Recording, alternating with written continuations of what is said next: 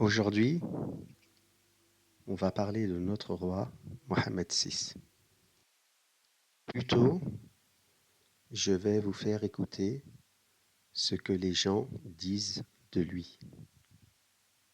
C'est un enfant qui est très gentil, qui a le sens de ses responsabilités, mais qui n'est absolument pas prétentieux, ni orgueilleux. Il essaie d'être un enfant comme tous les enfants. Il est très, très attachant, très charmant. Et votre frère, le prince héritier, a donc 1 an de moins que vous? Oui. On dit qu'il est timide. Il est timide avec les étrangers quand il y a du monde qui vient. Sinon, il n'est pas si timide que ça. Le 23 juillet 1999, notre roi Hassan II décède. Rahimahullah. Majesté, C'est mon fils, le prince héritier. 36 ans, Sayyiduna Muhammad, Allah yansuruh, sort de l'ombre et succède à son père.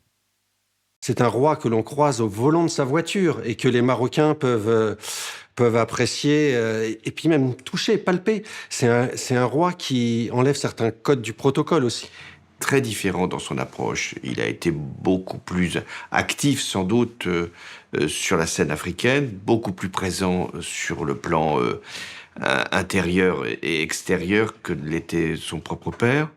Mais il l'a fait avec une méthode beaucoup plus, raffinée, douce, moins exaltée et moins antagonique. Lui-même dit: je m'adresse à l'ensemble des citoyens, musulmans, juifs, chrétiens, du royaume.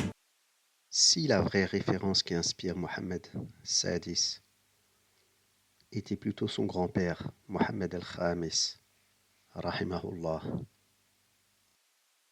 Et pour finir, je vous laisse avec les propos de Maurice Druon à propos de notre roi Mohammed Sadis, Allahu yansuruh. Ce jeune roi nous surprendra, je le pense. Je le connais depuis son enfance. J'ai voyagé avec lui. Son père, en certains cas, me l'a confié. Il est extrêmement réservé. Il a énormément de dignité. Il est d'un tempérament qui rappellera, à mon avis, celui de son grand-père Mohammed V.